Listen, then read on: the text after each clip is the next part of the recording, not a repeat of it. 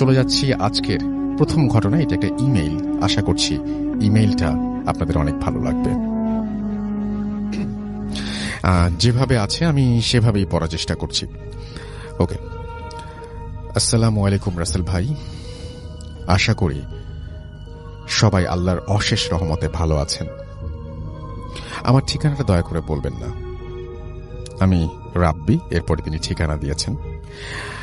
আমি একটা ছোট চাকরি করি। তারপরে তিনি তার ফোন নাম্বার দিয়েছেন এবং তিনি বলছেন আজ আমি যে ঘটনাটি বলবো সেটা আমি জানি না আপনারা বিশ্বাস করবেন কিনা, কিন্তু এটাই সত্যি। সাধারণত একটা জিনিস আমার জীবনকে, খুব সাধারণ একটা জিনিস, উলটপালট করে দিচ্ছে। আমি জানি এটা বিশ্বাস করার মতো না, তারপরও আমি লিখছি। আমি জানি স্টুডিওতে আসা সম্ভব না, তারপরও লিখে পাঠালাম।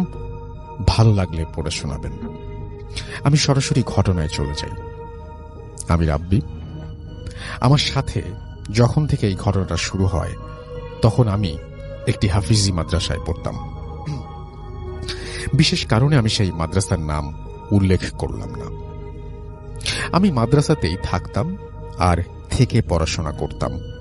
আমি প্রতিদিন ফজরের নামাজ পড়ে কুরআন পড়তাম। তো আমি আমার কুরআন শরীফটি নিয়ে আসি। নিয়ে আমি প্রথম পৃষ্ঠা উল্টাতেই আমি অবাক হয়ে যাই। আমি দেখতে পাই যে এখানে একটা আংটি রাখা। আমি চিন্তা করতে লাগলাম যে এখানে আংটিটা কি করে এলো। আর আমি অবাক হই এই কারণেই যে আংটিটার সাথে মোটামুটি ভালোই মানে আংটিটা যাই হোক ওখানে রাখা ছিল। এবং তিনি বলেন যে আমি মনে করলাম যে বাচ্চারা কেউ হয়তো ভুলে আমার এখানে রেখে গেছে। আর একটা কথা, আমাদের এই মাদ্রাসায় খুব ছোট ছোট বাচ্চারাও পড়তো, তাই আমি ভাবলাম তারা হয়তো কেউ রেখেছে বা তাদেরই একটা হবে। তাই আমি আর কিছু না ভেবে আংটিটি আমার কাছে রেখে দিই। আমি তেলাওয়াত শেষ করে পরে সবার কাছে জিজ্ঞাসা করি যে কারো কিছু হারিয়েছে কিনা। সবাই বলল না। আমি তারপর জিজ্ঞাসা করলাম সবাইকে, এবং এই আংটিটি কি কারো হারিয়েছে কিনা। সবাই আবারও বলল না। তারপর আমি আমাদের মাদ্রাসার বড় হুজুরকে গিয়ে দেখাই। হুজুর বলল, এটা তো সোনার বা হীরার আংটি না, তুই এটা রেখে দে। প্রিয় লিসেনার, শুধুমাত্র বাছাই করা ভয়ানক ঘটনা শুনতে ভিডিওটি না টেনে শেষ পর্যন্ত দেখতে থাকুন। এই ভিডিওর মধ্যে প্রত্যেকটা ঘটনাই আপনারা ভয়ানক ঘটনা শুনতে পারবেন। যারা প্রতিনিয়ত এই ধরনের বাছাই করা ঘটনা শুনতে চান তারা অবশ্যই এই চ্যানেলটি সাবস্ক্রাইব করে নেবেন। এই চ্যানেলের মধ্যে প্রতিনিয়ত ভূতফিল্ম থেকে বাছাই করা ভূতফিল্মগুলো প্রত্যেকটা এপিসোডেই আপনারা এই চ্যানেলের মধ্যে শুনতে পারবেন প্রতিনিয়ত রাত 10টা বাজে। তাহলে চলুন এই ভিডিওর মধ্যে একটি লাইক দিয়ে আমরা প্রত্যেকটা ঘটনা শেষ পর্যন্ত শুনে আসি। আমি হুজুরকে এইটাও বললাম, হুজুর এই আংটিটা আমি পেয়েছি আজকে। হুজুর বলল, আরে বাচ্চারা মনে হয় ভুল করে কেউ রেখে গেছে। কিছুদিন পরে আমি আংটিটি ধুয়ে মুছে নিজেই পরে নিই।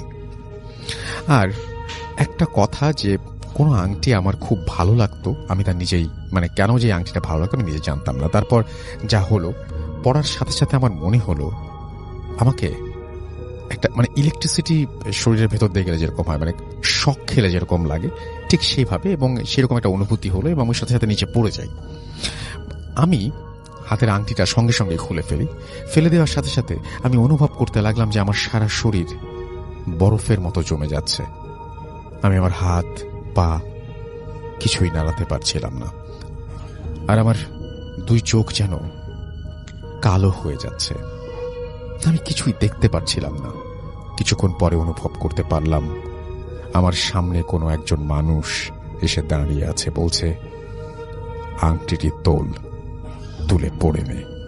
অনুভব করছিলাম এক্ষুনি পর, না হলে তোর ক্ষতি হবে।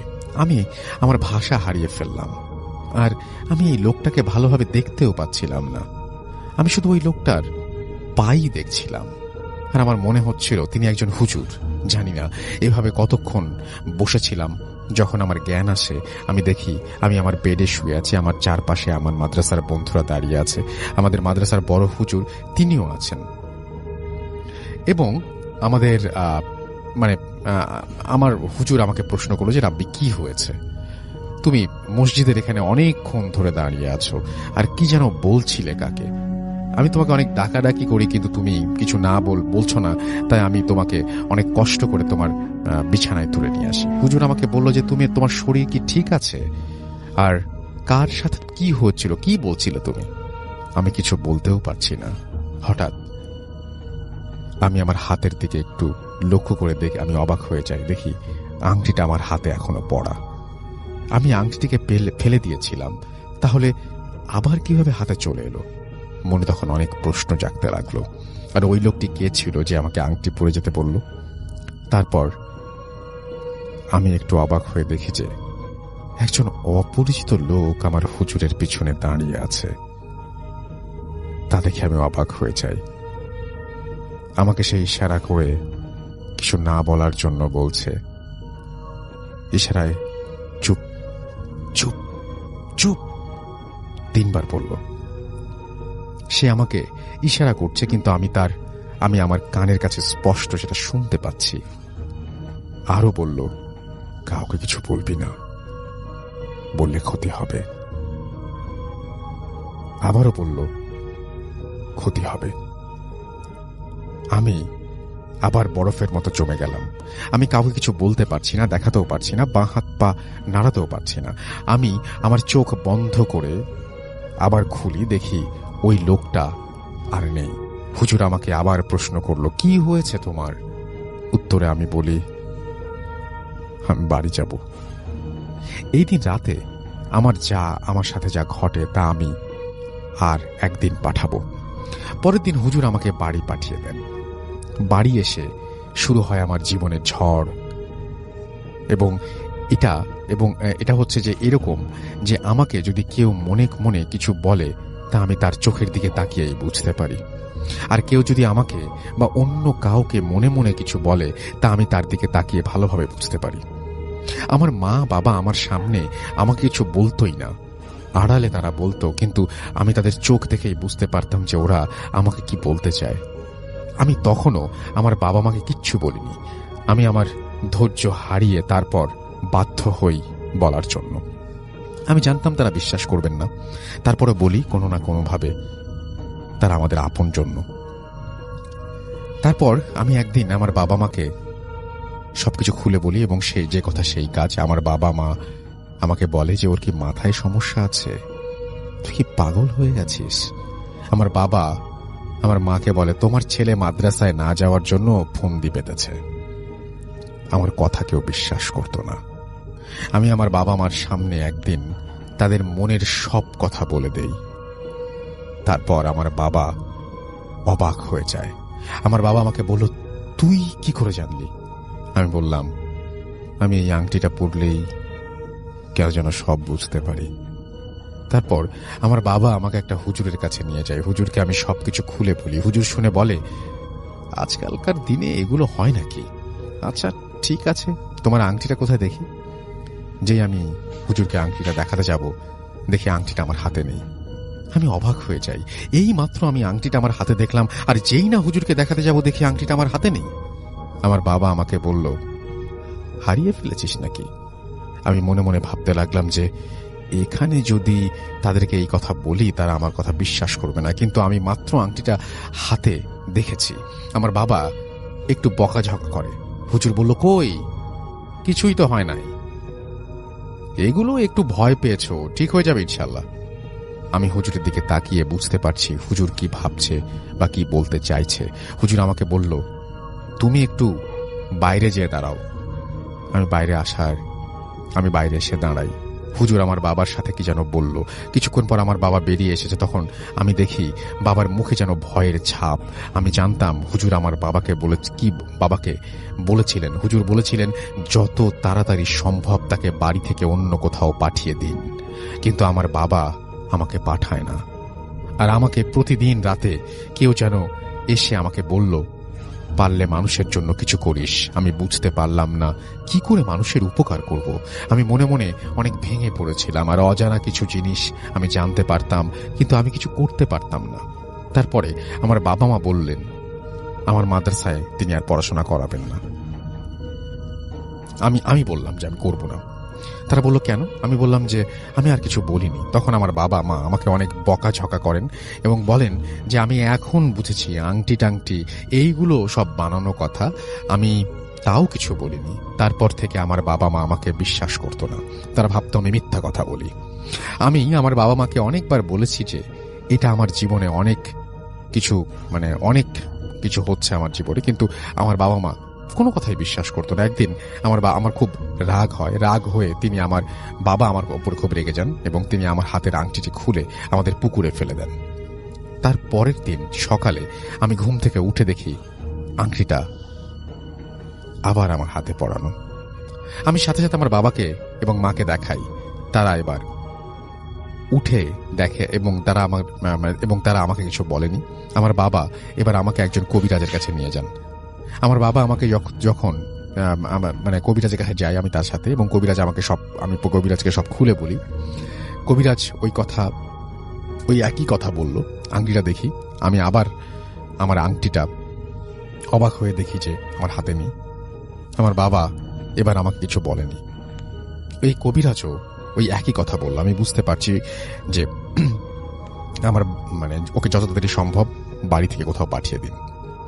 কবিরাজের কথা আমার বাবা এবার আর দেরি করেননি, শুনেছিলেন। আমাকে পরের দিন ঢাকায় পাঠিয়ে দেয়া হয়।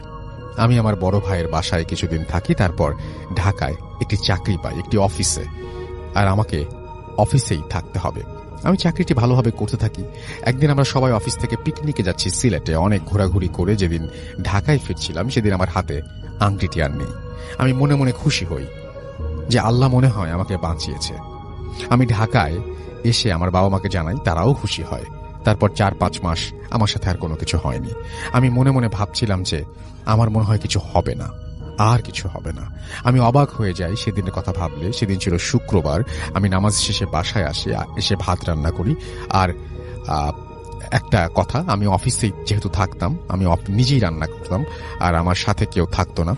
অফিসের 4 তলায় থাকতাম, আর নিচে কিছু সিকিউরিটি গার্ড থাকতো, এছাড়া আর কেউ না। যাই হোক, আমি ভাত খাওয়া শুরু করি। হঠাৎ করে আমার মুখের ভেতর কিছু একটা লোহার কিছু একটা বাঁধলো, এবং আমি ভাবলাম যে চালের কোনো একটা পাথর টাথর ছিল বোধহয়, সেটা হবে। মুখ থেকে ভাতগুলো বের করে আমি দেখি ওই আংটিটা এতক্ষণ আমার মুখের ভেতরে ছিল। আমার মনে হচ্ছে আমার মাথায় আসমান ভেঙে পড়বে। আমি এখন কি করব কিছুই বুঝতে পারছি না। আমি সাথে সাথে নিচে যাই আর নিচের সিকিউরিটি গার্ডের কাছ থেকে ফোনটা নিয়ে বাড়ি যাই। আমি আমার বাবা মাকে বলি এবং তারা বলল যে ভয় পেও না, তুমি আংটিটা আবার দূরে নিয়ে পালিয়ে আসো, ফেলে দিয়ে আসো। আমি নিজের ভয় কাটানোর জন্য আমি সবকিছু তাকে বললাম। সে আমাকে বলল, হুজুরের ঠিকানা দেয় এবং বলে যে অনেক বড় হুজুর, আপনি যান, ভালো হয়ে যাবে। আমি বললাম, ভাই অনেকের কাছে গিয়েছি, আমার কিছু হয়নি। সিকিউরিটি বলল, যান মিয়া, এবার বুঝবেন। আমি সারাদিন অফিস শেষ করে হুজুরের সাথে দেখা করার উদ্দেশ্যে বেরিয়ে যাই। আমি হুজুরের সাথে দেখা করি, আমি হুজুরকে সবকিছু বলি। তখন আমার হাতে আংটিটি পড়াই ছিল। আমি দেখলাম হুজুর কি যেন বিড়বিড় করে বলছেন। আমি হুজুরের দিকে লক্ষ্য করতে আমি বুঝলাম যে হুজুর আমাকে কি বলতে চাইছেন। কিছুক্ষণ হুজুর আমাকে বলল, তোমার আংটিটা আমাকে দাও। আমি হুজুর এটা কি ঠিক হচ্ছে? আপনি যেটা ভাবছেন সেটা কোনোদিন পাবেন না, এই বলে বের হয়ে যাই। হুজুর আমার পেছন পেছন থেকে অনেকবার বলছিল যে শোনো, আমি তুমি আমার আংটিটা দিয়ে যাও। সিকিউরিটি আমাকে দেখেই বুঝতে পারে আমি রেগে আছি। আমি বললাম, ভাই হুজুরের কাছে পাঠালেন। সিকিউরিটি একটু মুচকি হাসলো, কিছু বলল না। পরের দিন সকালে সিকিউরিটি ডাকে আমার ঘুম ভাঙে। সিকিউরিটি এসে আমার কাছে ক্ষমা চাইতে লাগলো।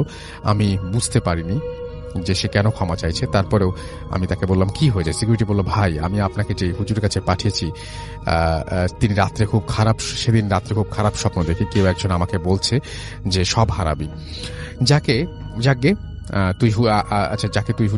তারপর তিনি সিকিউরিটি আমাকে বলছেন যে এই হুজুরটা হুজুর তো না, এটা একটা কবিরাজের কাছে পাঠিয়েছিলেন, এবং সেই কবিরাজ কালো জাদু করে বা এরকম টাইপের কুফরি কালাম এগুলো করে। তো যাই হোক, এখন পর্যন্ত প্রতি রাতে আমাকে কেউ যেন বলে যে তুমি কারো সাথে কিছু বলবে না, পারলে উপকার করো। আমি কিভাবে উপকার করব সেটা জানতাম না। আমি যখন মাদ্রাসায় পড়তাম তখন আমার থেকে আমার বয়স ছিল 14 কি 15, আর এখন আমার বয়স 20 কি 21 বছর। এই 4-5টা বছর আমার জীবনে শুধু দুঃখ দুঃখ আর দুঃখ। প্রতিদিন রাতে শুধু কাঁদতাম যে আল্লাহ, আমার সাথে এমন কেন হচ্ছে? আমি জানি না আমার সাথে কি হচ্ছে। এখন পর্যন্ত জীবনে শুধুই কষ্টই পেয়ে যাচ্ছি। কিছুদিন আগে আমি আর একজন ভালো হুজুরের সন্ধান পাই, তার কাছেও গিয়ে দেখি তিনি পারেন কিনা। আমি তাকে সবকিছু খুলে বলি। আমাকে বললেন যে প্রথম সমস্যা, তুমি মাদ্রাসা থেকে এসে পড়েছ। দ্বিতীয় সমস্যা, তুমি এখন আর ভালোভাবে আমল করো না। তৃতীয় সমস্যা হচ্ছে যে তুমি সবার কাছে বলে দাও তোমার এই রকম হচ্ছে। আমি তারপর হুজুরের কাছ থেকে কিছু তেল পড়া নিই। এইগুলো আমি বড় বিপদের মুখোমুখি হবে, মানে আমি এইগুলো এনে আমি যে আরো বড় বিপদের মুখোমুখি হব জানতাম না। আমি হুজুরের নিয়মে পানি এবং পানি পড়া, তেল পড়া নিয়ে আমি ব্যবহার করে আমি ঘুমিয়ে যাই। হঠাৎ করে কারো ডাকে আমার ঘুম ভাঙে এবং ঘুম ভেঙে আমি দেখি যে কেউ আমাকে বলছে যে বড় কিছু কোনো ক্ষতি হবে সেই কথা বলছে, আবারও আমাকে মনে করিয়ে দিচ্ছে, এবং এগুলো আমার সাথে প্রতিদিন রাতে হয়ে চলেছে। তাই আমি আবারও ঘুমিয়ে যাই। পরের দিন সকালে আমি প্রতিদিনের মতো আবার অফিসের কাজে ব্যস্ত হয়ে পড়ি। কিছুক্ষণ পর আমাদের অফিসের বস আমাকে কাজের জন্য একটু বাইরে পাঠায়। তারপর ঘটলো আমার সাথে বিরাট এক দুর্ঘটনা, যার জন্য আমি প্রস্তুত ছিলাম না। আমার একটা রোড অ্যাক্সিডেন্ট হয়ে যায় এবং আমার এক হাত এবং একটা পা ভেঙে যায়। জানি না কারা আমাকে হসপিটালে নিয়ে গিয়েছিল। অ্যাক্সিডেন্টের দিন রাতে আমি আবার একটি স্বপ্ন দেখি এবং কেউ আমাকে বলছে যে কথা না শোনার জন্য এমনটা হয়েছে। এবং আমাকে একটা গাছের নাম বলেছিল যে এই গাছের পাতা রস করে দিলে তাড়াতাড়ি ভালো হয়ে যাবে। আমি বললাম যে আমি কোথা থেকে আনবো। সে আমাকে বলল যে এই মসজিদে যাবি, এবং আমি সেই মসজিদের ঠিকানা উল্লেখ করছি না। তারপর 2 রাকাত নামাজ পড়ে ইমাম সাহেবের সাথে দেখা করার কথাও আমাকে বলল। তার কথা মতো আমি সেই গাছটাও খুঁজে পাই এবং আমি এখন পর্যন্ত পুরোপুরি ঠিক হইনি, কিন্তু আমার শরীরে কোনো ব্যথা আমি অনুভব করি না। আমার জন্য দোয়া করবেন, আল্লাহ যেন আমার এই দুঃখ থেকে আমাকে উদ্ধার করেন এবং আমাকে যেন স্বাভাবিক জীবন ফিরিয়ে দেন, সুস্থ জীবন ফিরিয়ে দেন। আমি এই ইমেলটি লিখেছিলাম 2017-তে, কিন্তু আমি সাহস পাইনি। পাঠাবো যেদিন আমার মোবাইলটা সেদিন চুরি হয়ে যায়, তাই পাঠাতে পারিনি। আর আমি এটাও জেনে গিয়েছিলাম যে আজ কিছু একটা হয়ে যাবে। কিভাবে জানলাম আর কিভাবে পাঠাবো, তাই এর আগে ঘটনাটি পাঠিয়ে দিলাম। আমি এখানেই সব লিখতে পারিনি, সময় হলে মাঝের অংশটি আমি পাঠাবো, ভালো লাগলে পড়ে শোনাবেন। আমি আসলে জানতে চাই যে এখন আপনার কি অবস্থা, এবং আপনি সেই রাতের ঘটনাটি উল্লেখ করেছিলেন, সেই রাতের ঘটনাটি আমাদেরকে এখনো জানাননি। সেই রাতের ঘটনাটিও আপনার কাছ থেকে শুনতে চাই। Thank you very much. আমি এখন চলে যাচ্ছি আমাদের পরবর্তী ঘটনায়। আসসালামু আলাইকুম রাসেল ভাই, আশা করি ভালোই আছেন, কারণ আপনি সবসময় ভালোর দলে একজন। আমি ঢাকার উত্তরায় থাকি, স্টুডিওতে গিয়ে ঘটনা শেয়ার করা সম্ভব নয় বলে লিখে পাঠালাম, ভালো লাগলে পড়ে শোনাবেন। তো আমি সরাসরি ঘটনায় চলে যাচ্ছি। ঘটনাটি 2012 সালে ঘটা। আমার বাপদাদার পূর্বপুরুষরা এখানে ছিল, তাই এই শহরে ছোট্ট থেকে বড় হই। শুনেছি গ্রাম নাকি অনেক সুন্দর হয়, কিন্তু আফসোস আমার গ্রামের বাড়ি নেই। আমাদের বাসাটা 3 তলা, আমরা 3য় তলায় থাকি, বাকি 1ম ও 2য় তলা ভাড়া দিয়েছি। আমাদের 2য় তলায় একজন ভাড়াটিয়ার সাথে আমাদের খুব ভালো সম্পর্ক ছিল। তারা স্বামী স্ত্রী আর একটা 6 বছরের মেয়ে নিয়ে থাকত। তাদের গ্রামের বাড়ি ছিল টাঙ্গাইল। কোনো এক কারণে, আমি এলাকাটার নাম উল্লেখ করছি না, হঠাৎ তারা একদিন আমাকে বলল তারা তাদের গ্রামের বাড়ি যাবে, এবং আমাকে বলল তাদের সাথে আমি যাব কিনা। আমি জানতে চাইলাম কেন যাব না। তারা বলল তাদের ছোট ভাইয়ের বিয়ে, তাদের নিমন্ত্রণ করেছে, তাই তারা যাচ্ছে। আমি ভাবলাম গ্রাম ও গ্রামের মানুষের বিয়ে দুইটা একসাথে দেখা যাবে, তাই রাজি হয়ে গেলাম। তারপর যথাসময় তাদের সাথে রওনা দিলাম এবং খুব ভালোভাবেই সেখানে পৌঁছালাম। তারপর ফ্রেশ হয়ে দুপুরের খাবার খেয়ে একটু রেস্ট নিলাম। তারপর বিকেল বেলা ভাবলাম একটু ঘুরে দেখি এলাকাটা।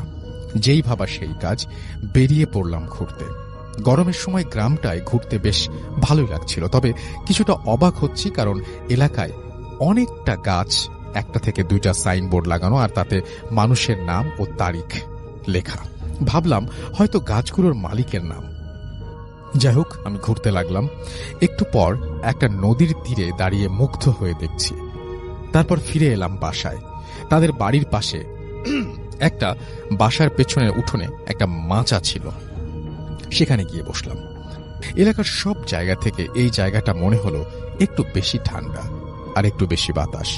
হঠাৎ নজর গেল সেই বাড়ির উঠোনের শেষ প্রান্তে একটা গাছ দেখে। মনে হচ্ছে খুব পুরনো একটা গাছ, আর তাতে 2টা সাইনবোর্ড দেয়া আছে।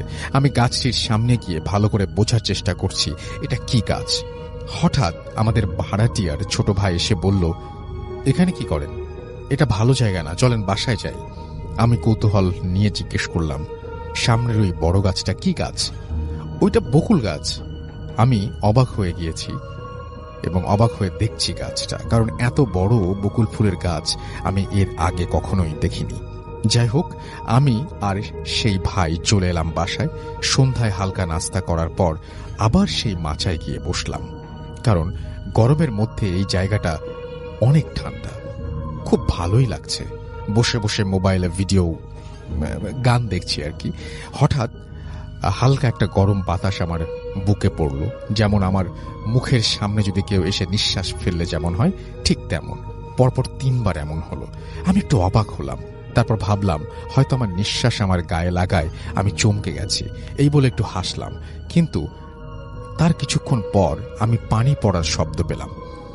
কেউ যদি 1 জগ পানি গাছে ওপর থেকে একেবারে ঢেলে ফেললে যেমন হয়, যেমন শব্দ হবে ঠিক সেরকম। বাসার পেছনে লাইট না থাকায় অনেকটা অন্ধকার হয়ে আছে, বুঝলাম না ঠিক কোথায় পানি পড়ল। সব থেকে বড় কথা হলো, আমি বিকেলে ওই জায়গাটা ভালো করে দেখেছিলাম, ওখানে কোনো পানি বা পুকুর কিছুই ছিল না। পানি আসবে কোথা থেকে? এইসব ভাবতে ভাবতে আমরা সেই ভাড়াটিয়ার ভাবি তার মেয়েকে নিয়ে আমাদের কাছে আসলো। আমি তাকে বললাম আমি এমন শব্দ পেয়েছি। সে বলল এই জায়গাটা ভালো না, এই বলে চলে আসতে বলল। আমি চলে এলাম। বলে রাখা ভালো যে গ্রামের অধিকাংশ বাড়ি টিন শেডের। তো রাতে খাবার দাবার খেয়ে শুয়ে মোবাইল নিয়ে আমি বিজি আছি। আর আমার সাথে আমার ভাড়াটিয়ার সেই ছোট ভাইকে থাকতে বলা হয়েছে, এবং এও বলা হয়েছে রাতে যেন আমি বাইরে না যাই। তো রাতে প্রায় 12টা বাজে হঠাৎ আমার ঘরের টিনের চালে আওয়াজ হচ্ছে।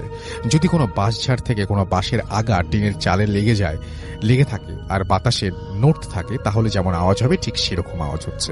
অথচ তাদের বাসার আশেপাশে কোনো বাঁশঝাড় নেই। তাহলে এটা কিসের আওয়াজ? যাই হোক, আওয়াজটা কিছুটা সময় পর থেমে যায়। আমি আর পাত্তা না দিয়ে আবার ফোনের দিকে খেয়াল দিলাম।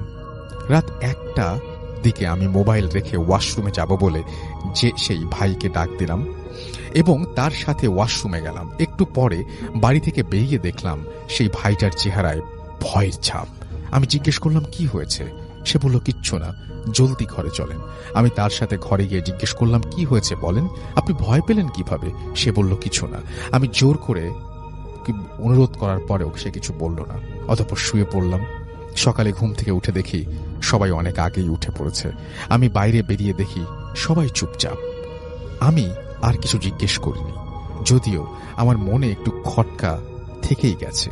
সকালবেলা খাওয়ার পর আমাকে সেই ভাই আবার বলল আমাদের সাথে মার্কেটে যাবেন, বিয়ের কিছু শপিং করতে হবে। আমি বললাম যেতে পারি, একটা শর্তে, যদি কাল রাতে কেন ভয় পেয়েছেন সেটা আমাকে বলেন তাহলে যাব। সে আর কিছু না বলে চলে গেল।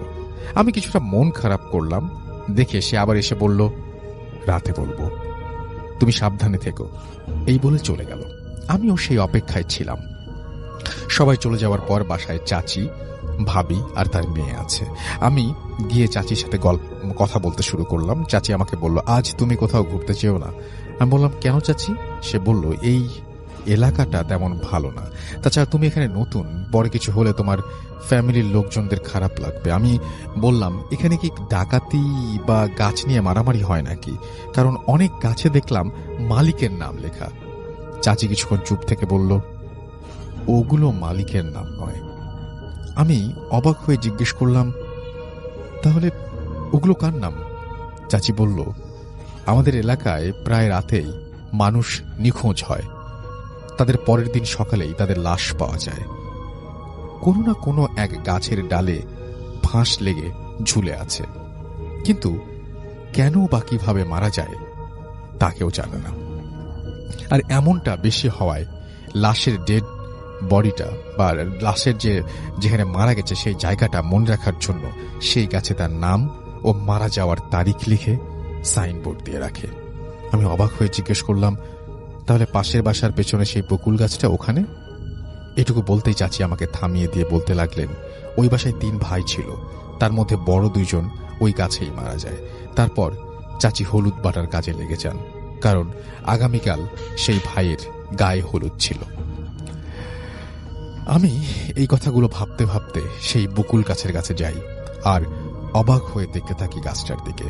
ভাবতে ভাবতে এতটাই গভীরে চলে যাই, মনে হচ্ছে লাশ 2টা ওখানেই ঝুলছে। আমি আন্দাজ করতে পারছি। হঠাৎ ওই বাড়িতে কল চাপার আওয়াজ শুনতে পাই। আমি আস্তে আস্তে সেই বাড়িতে ঢুকি, আর সেই বাড়িটা আন্টি দেখি যে কল চাপছে। আমি সালাম দিলাম। উনি আমাকে বললেন, আরে তুমি ওদের মেহমান তাই না?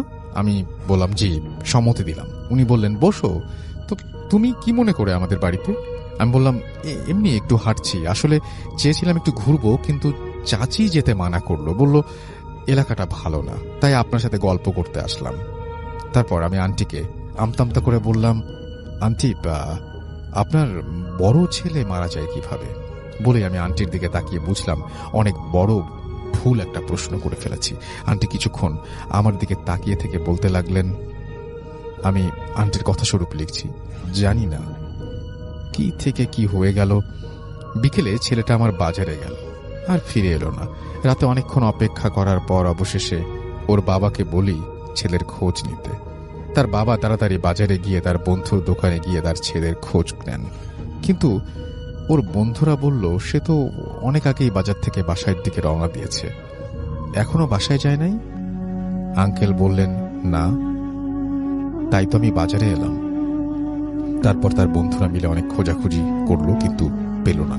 পরদিন সকালে তার লাশ ওই বকুল গাছে ঝুলন্ত অবস্থায় পাওয়া যায়। তারপর বাড়িতে শোকের ছায়া নেমে আসে। বিকেলে ছেলের দাফন কাফন করার পর সবাই ঘরে বসে আছে। হঠাৎ রাত 12টার পর বাড়ির পেছনে সেই বকুল গাছ থেকে কারো হাঁটার আওয়াজ পাওয়া যায়। মনে হয় কেউ এই দিকেই আসছে। একটু পর আওয়াজটা থেমে যায়। হঠাৎ ঘরের পেছন থেকে কেউ ভাঙা গলায় বলে, মা। এরপর আওয়াজ শুনে আন্টি শোয়া থেকে উঠে বসে কান খাড়া করে আবার শোনার চেষ্টা করে। একটু থেকে আবার সেই আওয়াজটা আসে, মা। এবার আন্টি বুঝতে পারে এটা তার ছেলের গলা। আন্টি কিছু না বুঝেই খাট থেকে নেমে ছেলের কাছে ছুটে যায়। ঠিক এমন সময় বাকিরা সবাই তাকে টেনে ধরে ফেলে। আন্টি ছেলের নাম ধরে ডাক দেওয়ার আগেই তার আন্টির মুখ চেপে ধরে আর কানের কাছে ফিসফিস করে বলে, ও তোমার ছেলে নয়, আমাদের ছেলে মারা গেছে। ঠিক এমন সময় আবার আওয়াজ এলো, মা। তারপর আমার মেজো ছেলে বলে, কে কে ওখানে? তারপর আর কোনো আওয়াজ আসে না। তারপর থেকে প্রায় রাতে তাদের ঘরের পেছনে কেউ এসে টিনে টোকা দেয়। আবার মাঝরাতে কারো হাঁটার আওয়াজ পাওয়া যায়। একদিন আমার মেজো ছেলে তার রাতে টয়লেটে যায় কাজ, এবং টয়লেট থেকে ফেরার সময় সে কৌতূহলে গিয়ে দেখতে চায় যে কে ওখানে। টিনের গেটটা হালকা ফাঁকা ছিল, সেখানে চোখ রেখে দেখতে পায় সাদা কাপড় পরা একজন ওখানে হাঁটছে। একটু ভালো করে দেখার জন্য গেটটা খুলে আর একটু ফাঁকা করতে গেলে টিন থেকে একটা আওয়াজ বের হয়। আবার সাথে সেই অবয়বটার দিকে তাকায়, আর সে দেখতে পায় সেই অবয়বটা আর কেউ নয়, তার বড় ভাই।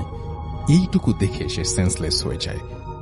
যখন তার সেন্স আসে তখন তার ঘরে আবিষ্কার করে সে নিজেকে, আর তার পাশে তার বাবা মা ছোট ভাইকে দেখতে পায়।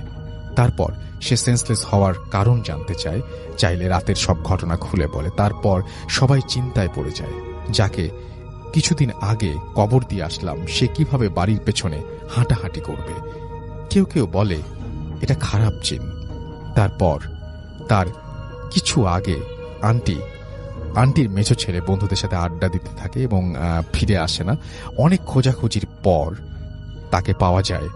সবার মাঝে সেই একই চিন্তা বিরাজ করে। পরদিন সকালে সবার চিন্তাকে সঠিক করে সেই লাশ বকুল গাছে পাওয়া যায়। আন্টি এইটুকু বলেই আঁচল দিয়ে মুখ মুছতে লাগলেন। আমি তার আর কিছু জিজ্ঞেস করতে পারলাম না, চলে এলাম বাসায়। রাতে খাওয়ার পর আমি সেই ভাইকে রাতের কথা জিজ্ঞেস করলে সে আমাকে বলে, আমি টয়লেটে ঢোকার পর সে এদিক ওদিক তাকাতেই দেখতে পায় আমাদের ঘরের পেছন দিক দিয়ে একটা সাদা অবয়ব সোজা সেই বকুল গাছের দিকে চলে যায় এবং বকুল গাছের নিচে যে মিলিয়ে যায়।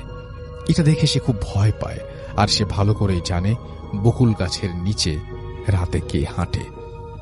আমি তাকে রাতের সেই টিনের আওয়াজের কথা বললে সে বলে, আমরা প্রায় এমন আওয়াজ শুনি, প্রথম প্রথম ভয় লাগলেও এখন আর পাত্তা দিই না। তারপর আমি সেখানে 4-5 দিন থেকে ঢাকায় চলে আসি। এই ছিল ঘটনা। গুছিয়ে লিখতে পারলাম কিনা জানি না, ভুল হলে ক্ষমা করবেন।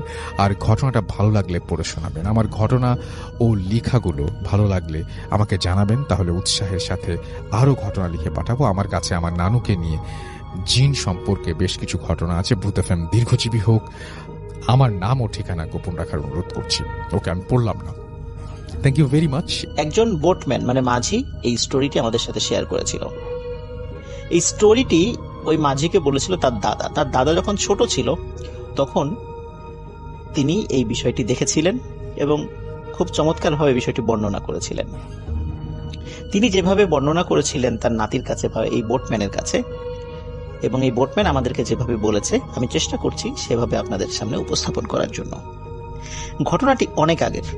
আসলে এটা যে এক্সাক্ট কত সালের ঘটনা এটি সেই বোটম্যান ভালো করে বলতে পারেনি, তবে সে এতটুকু বলেছে যে তার দাদা যখন ছোট ছিল, বয়স 12-13 ছিল, সেই সময়ের ঘটনায় ছিল এটি। তার দাদা মারা গেছে আজ থেকে আরো বহু বছর আগে। ধারণা করা হয় ঘটনাটি প্রায় 100 বছরেরও বেশি পুরনো হবে। তো যাই হোক, কিন্তু এক্সাক্ট সময়টা বা আসলে কতদিনের পুরনো সেটা বলা যাচ্ছে না, তবে এটা অনেক পুরনো। যাকে কেন্দ্র করে এই ঘটনাটির সূত্রপাত, তার প্রকৃত নাম হচ্ছে হারুন, কিন্তু লোকে সবাই তাকে মোটু পাগল বলে চিনত। বয়স ছিল কম, কিন্তু অদ্ভুত ব্যাপার হচ্ছে যে এই হারুন বা মোটু পাগল সে খুব চমৎকার করে হাসতে পারত। তার হাসি দেখে যে কোনো পাষাণ হৃদয় গলে যেতে বাধ্য ছিল। সবাই তাকে পছন্দ করত, কিন্তু ওর একটি সমস্যা ছিল, সেটি হচ্ছে ও একটু অটিস্টিক ছিল। ও কারোর সাথে সেভাবে মিশতো না। বাচ্চারা যখন খেলতো ও পাশে বসে খেলা দেখত এবং ও শুধু হাসতো। বাচ্চারা ওর হাসিকে খুব পছন্দ করত। তো ওরা যেটা করত, পেয়ারা, আম, কাঁঠাল, লিচু, বিভিন্ন ফলমূল এনে ওই মোটু পাগলকে খেতে দিত। মোটু পাগলও খুব সাদরে সেটা গ্রহণ করত। এভাবেই চলছিল। মোটু পাগলের বয়স যখন খুব 2-3, তখন থেকে কিন্তু এরকম সুন্দর হাসি সে দিত। আস্তে আস্তে যখন বড় হতে থাকে তখন সে দেখতো সবাই দেখতো সে শুধু হাসে, তেমন কোনো কথা বলে না, যার কারণে ওর ভিতরে ওই অটিজমের বিষয়টা প্রকাশ পায়। যাই হোক, মোটু পাগলের বয়স যখন 10 কি 11, সেই সময় একটি অদ্ভুত বিষয় পরিলক্ষিত হয়। কোনো একদিন মোটু পাগল সকাল থেকে আর হাসে না। কি হয়েছে, কেন হয়েছে, কেউ কিছু বুঝতে পারে না। মোটু পাগল আর হাসে না। মোটু পাগল কিন্তু বোবা ছিল না, টুকটাক কথা বলতো, কিন্তু খুব প্রয়োজন ছাড়া কারোর সাথে কথা বলতো না। অদ্ভুত ব্যাপার হচ্ছে যে মোটু পাগল যতটুকু প্রয়োজন কথা বলতো সেটাও খুব কমিয়ে দিয়েছিল। কিন্তু সে প্রতিদিনের মতো মাঠে যেত, বন্ধুদের খেলা দেখতো। তো বন্ধুরা যখন খেয়াল করলো যে মোটু পাগল আর হাসছে না, তখন বন্ধুরা কাছে এসে বলতো, কি মোটু পাগল, হাসিস না কেন? তো এইভাবে বলতো, কিন্তু মোটু পাগল কোনো উত্তর দেয় না। মোটু পাগলকে তার বন্ধুরা আগের মতোই বিভিন্ন ফলমূল নিয়ে এসে খেতে দেয়, কিন্তু মোটু পাগল সেটি খুব একটা গ্রহণ করে না। কখনো কখনো 1-2টা গ্রহণ করতো কোনো ফলমূল, কিন্তু অধিকাংশ সময় সে সেটা গ্রহণ করতো না, চুপ করে বসে থাকতো। বন্ধুরা বিরক্ত হয় যে কি হলো, মোটু পাগল হঠাৎ এরকম হাসি বন্ধ করে দিল কেন? তার পরিবারের লোকজনও চিন্তা করে কি ব্যাপার, ও হাসে না কেন? অনেকেই চিন্তা করে হয়তো বা ও আগে হাসতো, এখন মনে হয় হঠাৎ ভালো হয়ে গেছে বা ওর অটিজমটা দূর হয়ে গেছে, যার কারণে সে এখন চুপচাপ আছে। কিন্তু চুপচাপ থাকলে তো সে স্বাভাবিক আচরণ করবে, সে স্বাভাবিক আচরণও করছিল না। তো এভাবেই চলে যাচ্ছিল দিনের পর দিন। এর মধ্যে একটি অদ্ভুত ঘটনা ঘটে। মোটু পাগল বসে আছে, দূরে একজন ব্যবসায়ী, ওই গ্রামের একজন ব্যবসায়ী, সে হেঁটে হেঁটে যাচ্ছিল। মোটু পাগল দূর থেকে তাকে ডাকে, এই এদিকে আসো, এদিকে আসো, এইভাবে হাত দিয়ে ইশারা করে এবং কথা বলে ডাকে। তখন ওই লোকটি মোটু পাগলের কাছে যায়। কাছে যাওয়ার পরে বলে, কিরে মোটু পাগল, আমাকে ডাকলি কেন? তখন মোটু পাগল বলে ওঠে, তুমি তো টাকা পাবা, অনেক টাকা পাবা। তখন ওই লোকটি চিন্তা করে যে কি ব্যাপার, মোটু পাগল হঠাৎ করে আমাকে এই কথা বললো কেন, তুমি তো টাকা পাবা, অনেক টাকা পাবা। তো আর কোনো কথা না বাড়িয়ে উনি ওখান থেকে হেঁটে চলে যান। আসলে উনি একটা ব্যবসায়িক পাওনাদারের কাছে যাচ্ছিলেন। অনেকদিন ধরে ওই পাওনাদার তাকে টাকা দিচ্ছিল না, আজ না কাল, কাল না পরশু, এভাবে ঘোরাচ্ছিল, অনেকদিন আসা যাওয়া করে। ওই সময়ের টাকায় প্রায় 20,000 টাকা পেত। তখন কিন্তু 20,000 টাকা অনেক টাকা। অদ্ভুত ব্যাপার, ওই দিন যখন ওই লোকটি তার পাওনাদারের সাথে দেখা করে, পাওনাদার খুব আপ্যায়ন করে তাকে এবং খুব সমাদরভাবে তাকে 20,000 টাকা বুঝিয়ে দেয়। তিনি খুব অবাক হন যে এতদিন ঘুরে ঘুরে টাকাটা পাচ্ছিলাম না, আজ এত আনন্দের সাথে এত খাতির করে আমাকে টাকাটা দিয়ে দিল, কি হলো ঘটনা? কিন্তু আসলে বুঝতে পারে না যে আসলে কেন টাকাটা এতদিন ঘুরে ঘুরে দিচ্ছিল না, হঠাৎ আজকে কেন দিয়ে দিল। যাই হোক, চিন্তা করে যে আসার পথে মোটু পাগল তো বলেছিল যে তুমি টাকা পাবা আজকে। তখন মোটু পাগলের কথা চিন্তা হয় তার। তিনি চিন্তা করে হয়তো বা মোটু পাগল জানতো, কিন্তু কিভাবে জানতো, এটা ওনার মাথার মধ্যে বারবার প্রশ্ন উদিত হচ্ছে। যাই হোক, এই ঘটনাটি উনি তেমন কাউকে বলে না, বাড়িতে ফিরে আসে। এর কয়েকদিন পরে আরেকটি ঘটনা ঘটে। ওই গ্রামেরই 30 বছরেরও বেশি বয়স হয়ে গেছে এমন একটি মেয়ে, যার বিয়ে হচ্ছিল না। অনেক পাত্র দেখানো হয়, পাত্রদের তরফ থেকে অনেক পাকা কথা দেওয়া হলেও শেষ পর্যন্ত বিয়েটা ভেঙে যায়। তো এভাবে 30 বছরের বেশি হয়ে গেছে। গ্রামের অনেক মানুষ তাকে আই বুড়ো মেয়ে বলে ঠাট্টা তামাশা করে, খোঁটা দেয়, কটাক্ষ করে। মেয়েটির মনে অনেক কষ্ট ছিল। একদিন মেয়েটি পাশ দিয়ে হেঁটে যাচ্ছিল, ঠিক মোটু পাগলের পাশ দিয়ে। মোটু পাগল বলে, এই তোর তো বিয়ে হবে, খুব তাড়াতাড়ি বিয়ে হবে। তখন মেয়েটি বলে, আরে মোটু পাগল, 30 বছরের উপরে বয়স হয়ে গেল, কত শত শতবার পাত্রদের সামনে বসতে হলো, বিয়ে হলো না, কত পাকা কথা হয়ে গেল, বিয়ে হলো না, আজ তুই বলছিস আমার বিয়ে হবে, এই তামাশা তুই আমার সাথে করতে পারলি? এই বলে সে চলে যায়। অদ্ভুত ব্যাপার হচ্ছে, এর ঠিক কয়েকদিনের মধ্যেই কাকতালীয় ভাবে ওই মেয়েটির খুব ভালো একটি ঘরে বিয়ে হয়ে যায়।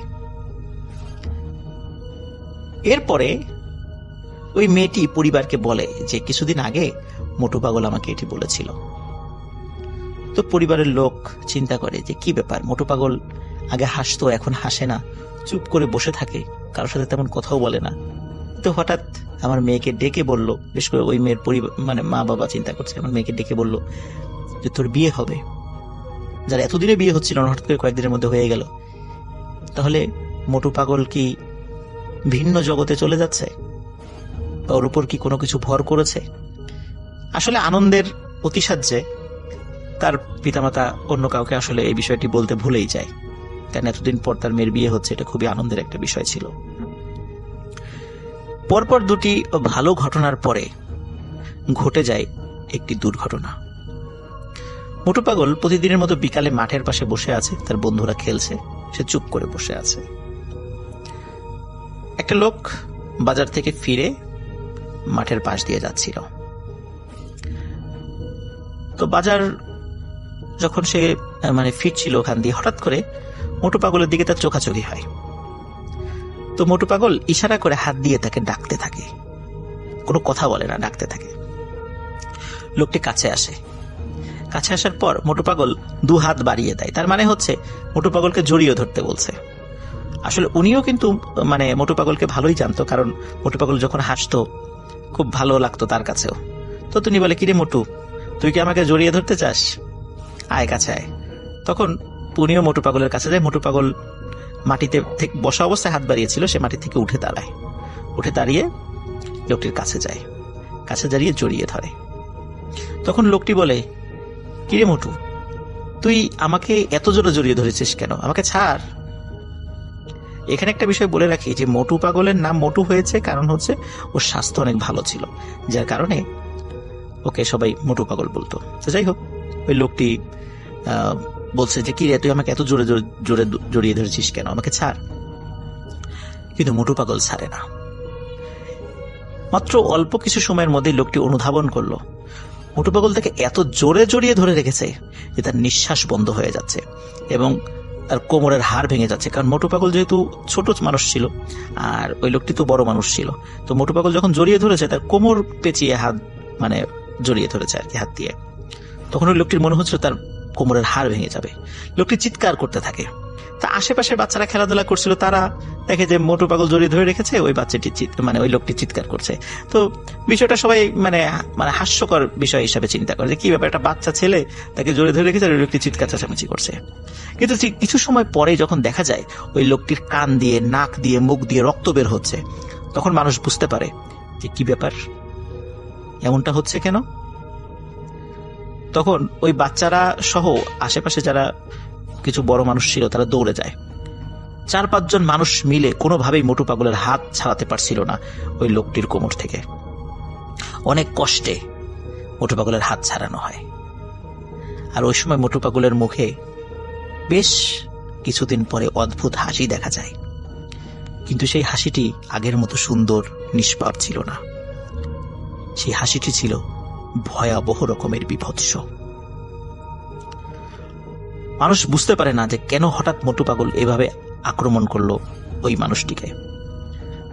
গ্রামে সালিশ বসানো হলেও যেহেতু মোটু পাগল অটিস্টিক ছিল, যার কারণে এই বিষয়টির কোনো সুরাহা হয় না, বরং বলা হয় তার মোটু পাগলের পিতামাতাকে, তোমার সন্তানকে একটু দেখে রেখো যেন এভাবে কাউকে আক্রমণ না করে।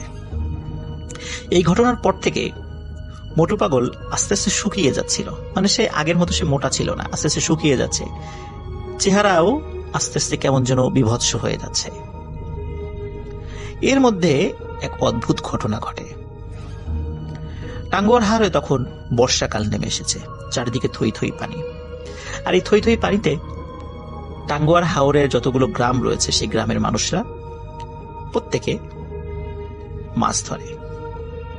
এক একটি নৌকা নির্দিষ্ট একটি ছোট্ট জায়গা নিয়ে মাছ ধরে, অন্য একটি নৌকা সাধারণত সেই জায়গার মধ্যে আসে না। এইভাবেই তারা মিলেমিশে মাছ ধরে। একদিন মোটু পাগলদের বা হারুন যে নাম, ওদের পাশের প্রতিবেশী, সে নৌকায় মাছ ধরছিল, সাথে আরো কয়েকজন ছিল। আকাশে চাঁদের আলো ছিল। চাঁদের আলো যখন হাওরের পানির উপর পড়ছিল, এক অদ্ভুত সৌন্দর্য অনুভূত হচ্ছিল। তখন হঠাৎ নৌকায় থাকা একজন লোক অন্যদেরকে বলে ওঠে, এই দেখ দেখ, পানির উপর দিয়ে কে যেন হেঁটে আসছে। সবাই বলে, আরে ধুর, তুই কি নেশা টেশা করেছিস নাকি, পানির উপর দেখ কি হেঁটে আসবে? বলে, না না, দেখ, ভালো করে দেখ। সবাই দেখে, সত্যি তো চাঁদের আলোতে স্পষ্টভাবে দেখা যাচ্ছে কোন একটা 10 কি 12 বছর বয়সী বাচ্চা ছেলে পানির উপর দিয়ে হেঁটে হেঁটে আসছে। ওরা খুব অবাক হয় এবং ভয়ও পায়, কারণ পানির উপর দিয়ে তো হেঁটে হেঁটে স্বাভাবিকভাবে কোনো মানুষ আসতে পারে না। যত কাছে আসছে তত মনে হচ্ছে যে এই ছেলেটিকে মনে হয় চেনা যাচ্ছে। যখন একদম কাছে চলে আসে তখন তারা বুঝতে পারে, আরে এ তো আমাদের মোটু পাগল। মোটু পাগল নৌকার কাছে এসে বিভৎস শব্দ করে এবং ভয়ানকভাবে হেসে দেয়। যেই সুন্দর হাসি দেখার জন্য সবাই পাগল থাকতো, সেই হাসির শব্দ শোনার সাথে সাথে নৌকার সবার পিলে চমকে যায়। মোটু পাগল বলে ওঠে, কিরে, কতগুলো মাছ পেলি তোরা? দে, এগুলো আমাকে দিয়ে দে। এই কথা বলার সাথে সাথে মোটু পাগল 2 হাত দিয়ে নৌকাটি চেপে ধরে এবং চেপে ধরে নৌকাটি পানি থেকে উঁচু করে একদম সোজা করে ফেলে। সোজা করে পানির মধ্যে নামিয়ে দেয়, ডুবিয়ে দেয়। নৌকাতে যারা ছিল তবে লাফ দিয়ে সবাই পাশে পড়ে যায়। তখন সবাই দেখে যে নৌকাটি ডুবিয়ে দিয়ে আবার মোটু পাগল হেঁটে হেঁটে চলে যাচ্ছে। 3-4 জন যারা নৌকায় ছিল তারা চিৎকার চেঁচামেচি করে। তাদের চিৎকারের শব্দে কিছুটা দূরে থাকা নৌকা তারা তাড়াতাড়ি চলে আসে, তাদেরকে উদ্ধার করে। বলে কি হয়েছে? বলে যে মোটু পাগল নৌকা ডুবিয়ে দিয়ে গেছে। ওরাও হাসি তামাশা করে যে পানির উপর দিয়ে হেঁটে হেঁটে মোটু পাগল আসবে আর তোমাদের নৌকা ডুবিয়ে দিয়ে যাবে, এটা কি একটা মানে কি একটা হাস্যকর কথা, কাঁচাখড়ি কথাবার্তা। তখন তারা বলে না, এটাই সত্য।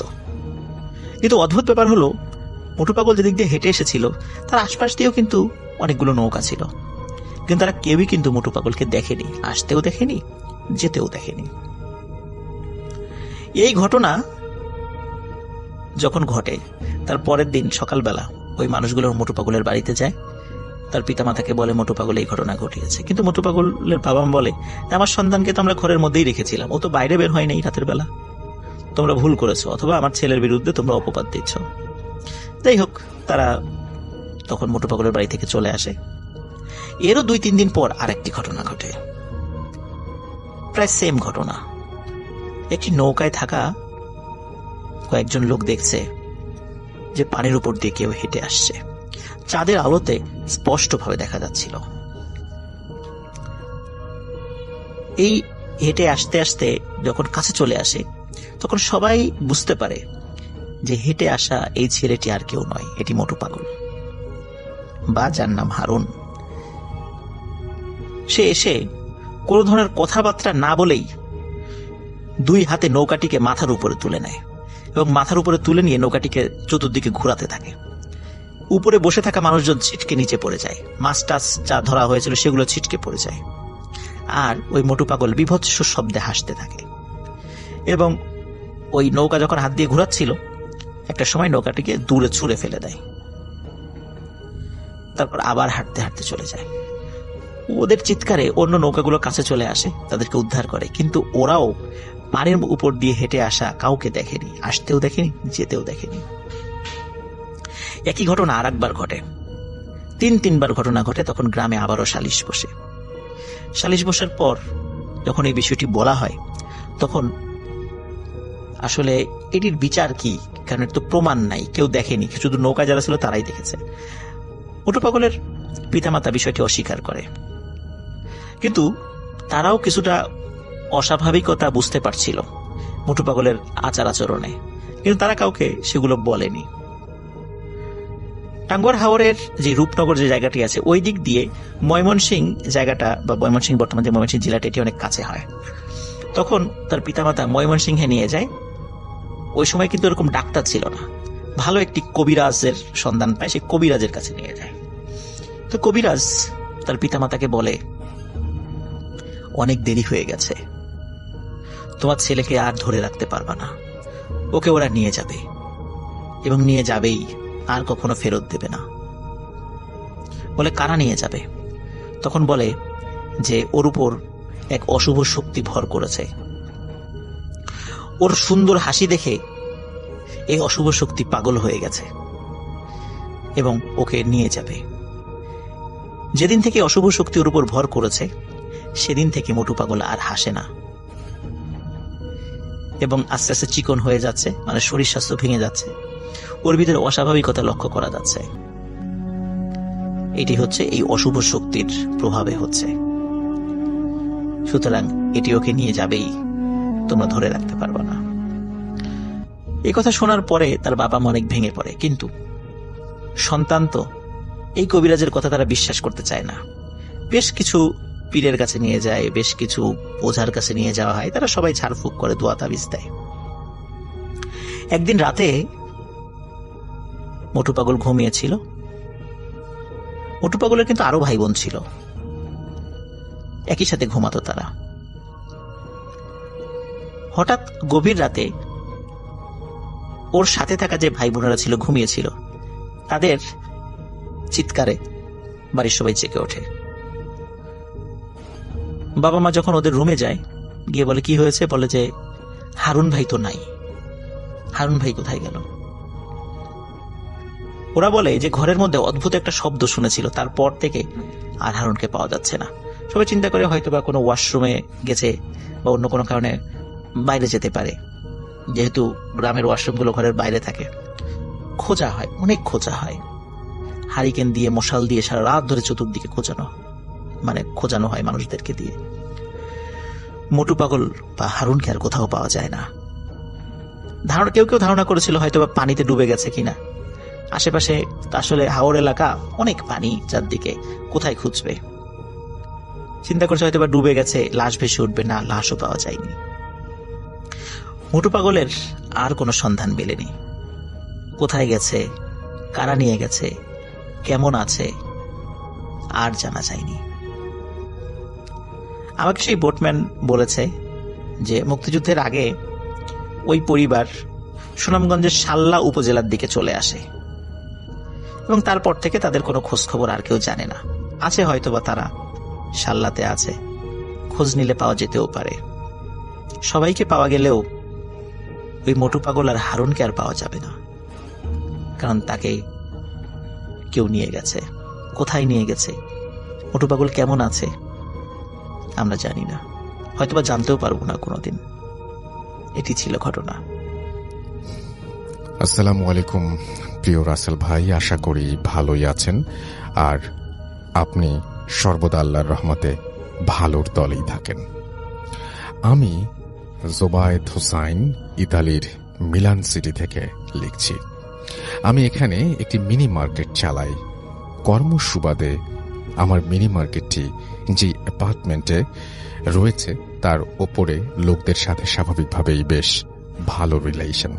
আমি সরাসরি ঘটনায় চলে যাচ্ছি। আমাদের মিনি মার্কেটের ওপর তলায় আমার এক ক্লায়েন্ট রয়েছে, যিনি একটা অন্য দেশের নাগরিক, ইকুয়েডরের নাগরিক, এবং তার নাম জুলিও। এমনিতে ও রাতে জব করত জানতাম, তবে কোথায় কি জব করত অত বিস্তারিত জানতাম না। ওর ডিউটি ছিল খুবই দীর্ঘ। প্রতিদিন সন্ধ্যা 7টা থেকে কিংবা 8টায় যেত আর ফিরত পরের দিন দুপুর 12টায় কিংবা 1টায়।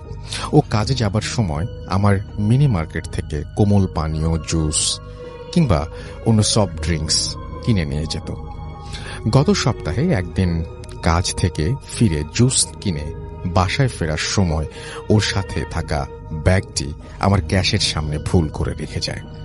পরবর্তীতে আমি ব্যাগটি পেয়ে একপাশে রেখে দিই। আমি ভেবেছি হয়তো অন্য কেউ রেখে গেছে, পরে হয়তো নিতে আসবে। তবে ব্যাগটি পাশে রাখার সময় আমি ব্যাগটি একবার খুলে দেখি এর মধ্যে কি আছে, কোনো আইডেন্টিফিকেশন বা আইডেন্টিফাই করার মতো কোনো কিছু আছে কিনা, বা অবৈধ কিছু কেউ রেখে গেল কিনা।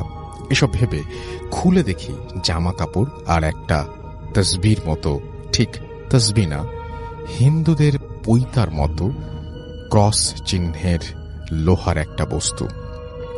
আমি ভাবলাম হয়তো হবে কোনো খ্রিস্টান ধর্মের অনুসারী, হয়তো সে এগুলো দিয়ে তার ধর্মের চর্চা করে। ঠিক 2 দিন পর ওই ইকুয়েডরের লোকটি সকালে আমার দোকানে আসে কিছু কেনার জন্য। তখন আমার ক্যাশের পেছনে ব্যাগটি দেখতে পেয়ে বলে যে ব্যাগটি আমি এখান থেকে এখানে ফেলে গেছি, অথচ বাসায় খুঁজে অস্থির, গতকাল কাজেও যেতে পারিনি এর জন্য। আমি বললাম, ব্যাগ ছাড়া কাজে যেতে সমস্যা কি? আর আমি ব্যাগটি খুলে চেক করেছি যে কার বা কি কে রেখে গেছে। আমি তো দেখলাম জামা কাপড়, ক্রস টাইপের কিছু। ও তখন ব্যাগটা হাতে নিয়ে আমার সামনে আবার খুলে 2-3টা জিনিস বের করলো। ক্রস ছাড়াও আরো মালা ধাঁচের কিছু আছে, বলে যে এগুলো ছাড়া কাজে যাওয়া যায় না। আমি শুনে কিছুটা অবাক হলাম আর দুষ্টামি করে বললাম যে তুমি কি জাদু টোনা করো নাকি? ও হেসে বলল, না, জাদু টোনা করার সামর্থ্য আমার নেই। আমি যেই হাসপাতালে জব করি ওখানে রাতের ডিউটিতে সমস্যা হয়, তাই সেফটির জন্য এইগুলো রাখি। আমি শুনে কিছুটা অবাক হলাম, আবার আগ্রহ বাড়ল শোনার। মনে মনে আপনাদের ভূত এফএমের কথা মনে পড়ল। আমি প্রায়, আপনি বলে থাকেন আমাদের আশেপাশে যাদের অভিজ্ঞতা আছে এসব ভৌতিক ঘটনার, সেগুলো আপনাদের সাথেই শেয়ার করতে। ঠিক তেমনি আমি ওকে খুব করে অনুরোধ করলাম শোনানোর জন্য। ও প্রথমে বলে যে প্রাইভেসির জন্য এসব ঘটনা বাইরে বলা নিষেধ। ওদের যে ডিরেক্টর তিনি এগুলো বাইরে প্রকাশ করতে বারণ করেছেন।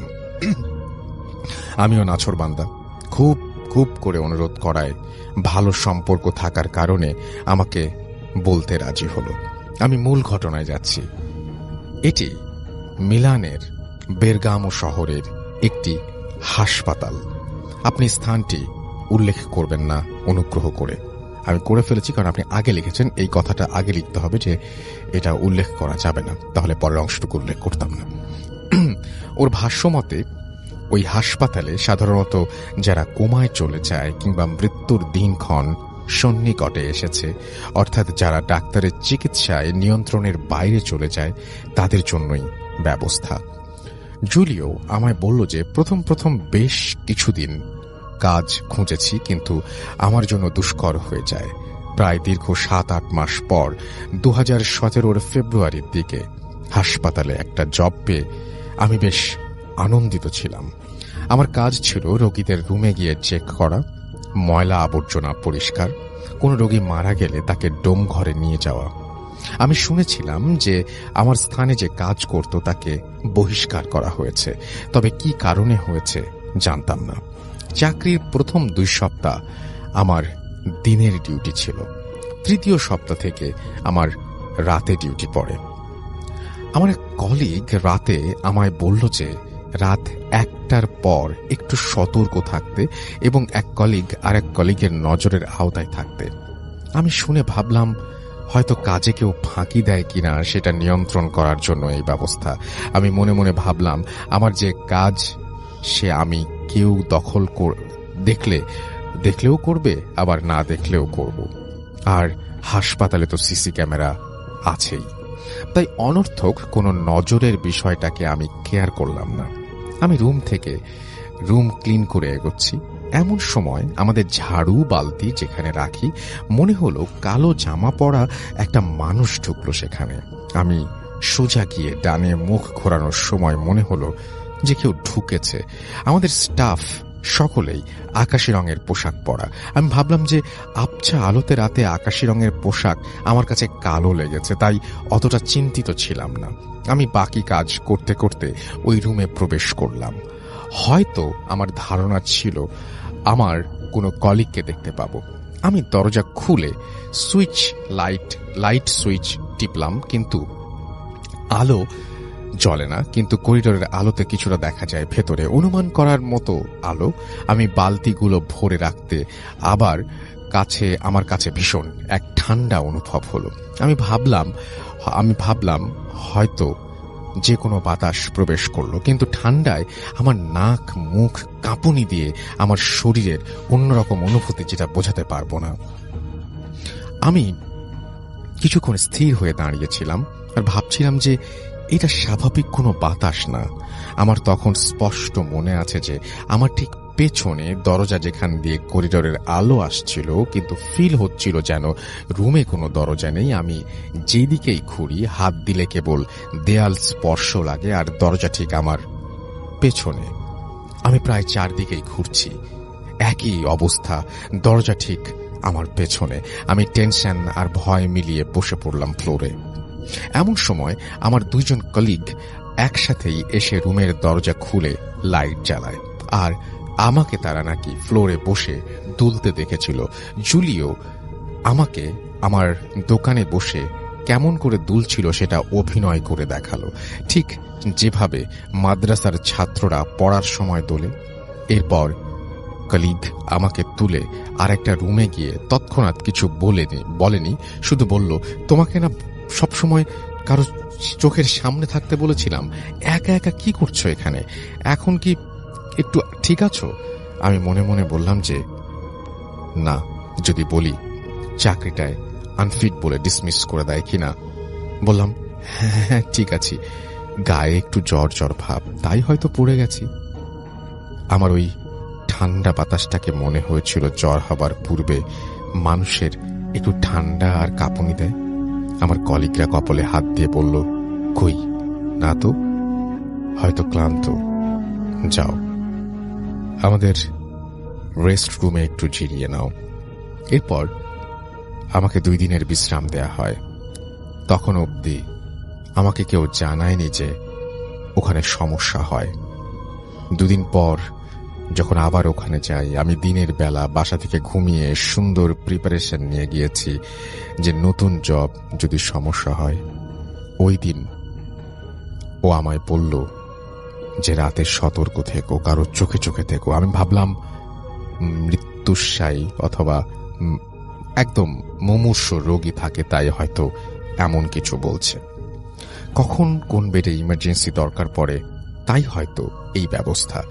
আমি হয়তো নিজের কাজ স্বাধীনভাবে করার চেষ্টা করতাম, যে যে দায়িত্ব তা পুরো করা রিল্যাক্স মুডে। ওই দিন তেমন কিছু ঘটল না। ঘটনা ঘটল এর ঠিক 2 দিন পর। ওই দিন সন্ধ্যায় একে একে 5 জন মানুষ মারা গিয়েছে, তাই কাজের চাপও একটু বেশি। 2 জনের আত্মীয় স্বজন এসেছে, আর বাকি 3 জনের কেউ আসেনি খবর নিতে। হয়তো কাল বা পরশু আসবে। আমি আর কলিগরা মিলে লাশগুলো ডোম ঘরে নিয়ে গেছি। রাত তখন 2:30 মতো। আমার ভীষণ বাথরুম চেপেছে। আমি যথারীতি বাথরুমে গিয়ে বাথরুম করছি। হসপিটালের বাথরুমের কমোডের সাথেই বা দিকে একটা জানালা, কাঠের মধ্যে কাচ বসানো জানালা। আমার কাছে একটু অস্বস্তিকর লাগছে, হয়তো ওই বাইরের দিকে চোখ পড়াতে। বাথরুমের জানালাটা হাসপাতালের পেছনের দিকে একটা জঙ্গলের দিকে মুখ করা। আমি জুলিওকে বললাম যে হ্যাঁ, আমারও অত রাতে একা একা বাথরুমে গেলে জানালা খোলা রাখলে একটু ভয় ভয় করে, মনে হয় কেউ তাকিয়ে আছে কিংবা ভয় দেখায়। জুলিও আমার কথায় সায় দিয়ে বলল ঠিক ঠিক, আমারও এমনি মনে হয়। এরপর জুলিও বলল, আমার জানালা হাত দিয়ে চেপে রেখেছি যেন না খুলে যায়। বাইরে হালকা বাতাস, তাই একটু টাইট করে বারবার খুলে যেতে চাচ্ছে। আর জানালা পুরোপুরি খোলার আগেই আমি আবার হাত দিয়ে চেপে ধরি। বাতাসের তীব্র গতি, আমার কাছে মনে হয় জানালার ফাঁকা দিয়ে শুধু বাতাস নয়, গ্যাস বের হলে যেমন শব্দ, ঠিক অমন শব্দে বারবার জানালা প্রেসারে ভেতরের দিকে খুলে যাচ্ছে।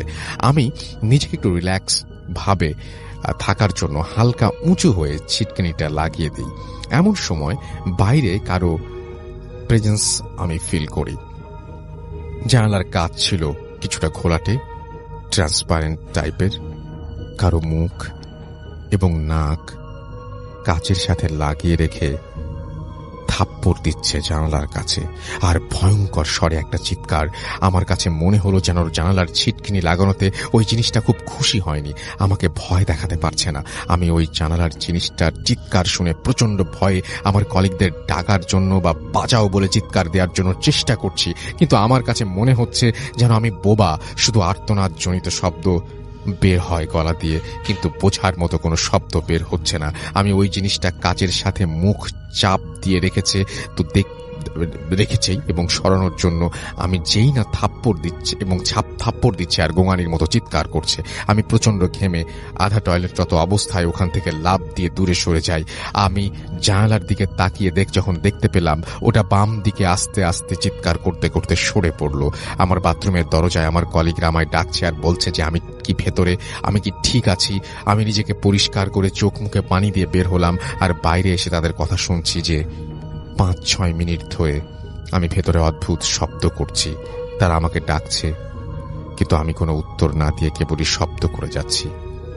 এরপর আমাকে সবাই অফিসিয়াল ডেস্কে নিয়ে গিয়ে কিছু খেতে দেয়, আর ডিরেক্টর এসে ক্রস চিহ্নের ওই জিনিসটার কথা বলে যেটা আমার ব্যাগে আমি দেখেছিলাম। জুলিও আরও বলল যে ওদের হসপিটালের স্টাফরা রাতে অন ডিউটির সময় জামার সাথে বেল্ট টাইপের যেটা আছে সেটির সাথে গেঁথে রাখত। আমাদের রুল দেয়া আছে যে কোনো নার্স কিংবা ডাক্তার যদি কোনো কমান্ড দেয়, বিশেষ করে রাতের বেলায়, তাদের সাথে ক্রস থাকতে হবে কিংবা তসবির মতো থাকতে হবে, আবার হলি ওয়াটার থাকতে হবে, ওদের প্রচলিত পবিত্র পানি যেটি, এবং সেটি ছিটানো রোজকার দৃশ্য। এখন থেকে ওখানে জোড়ায় জোড়ায় কাজ করতে হয়, এমনকি বাথরুমে গেলে দরজা হালকা খুলে রেখে তার গেইটে তার কলিগদের দাঁড়িয়ে থাকবে। এভাবেই চলছে। বেশ কয়েকবার এই নিয়ে লেখালেখি হয়েছে। আমাদের পুরাতন হাসপাতালটি বন্ধ ঘোষণা করে নতুন একটি খুলেছে, কিন্তু এখানেও সেই একই সমস্যা। 3 সপ্তাহ আগের ঘটনা। আমাদের এক স্টাফ হঠাৎ রাতে এক কোমায় থাকা রোগীকে বিছানা থেকে টেনে হিঁচড়ে নামিয়ে তিনি বিছানায় গিয়ে ঠিক কোমার রোগীটির মতো আচরণ করতে লাগলো। টিভির ফুটেজে দেখে পরে তৎক্ষণাৎ তাকে উদ্ধার করা হয়। এই অবস্থার মধ্যে দিয়ে যাচ্ছে। জুলিও আরো বলল, আরো ঘটনা আছে, সময় করে আর এক সময় বলবে। এই ছিল ঘটনা। হয়তো